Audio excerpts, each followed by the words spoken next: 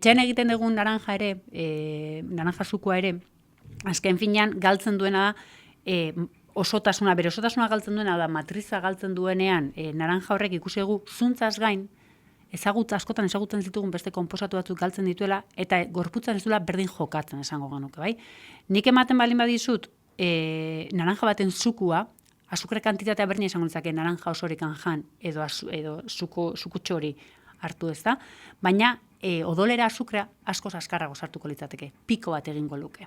Vale? Orduan, hor sortuko lirateke mugimendu batzuk, insulina jariatuko litzateke, azukre hori gordeko litzateke, gozetasko pasatakoa gara. Gu ez, zorionez, baina gizakia bai. Eta orduan ditu mekanismoak hori gordetzeko dala gantz moduan. Orduan, azukre horrek ez du berdin jokatzen.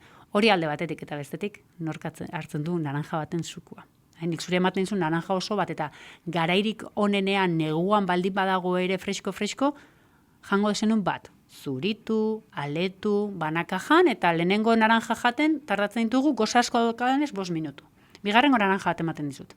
Zuritu, aletu, ja ezakatain beste goze, bigarrengo aia 7 minutu, 8 minutu. Hirugarrengo naranja bat emango banizu. Askotan, naranja bere puntuan egon behar du 3 naranja jarraian jateko. Baina, bueno, amorratua baldin bazara, 3. naranja jaten emango dizut, eta tardatzen dituzu beste 10 minutu. 3 naranja jaten, 25 minutu, ez dakizema kalkulatu ditu da, 25 minutu, lasai, patxaraz, eta osorikan bere zuntz horrekin jandut.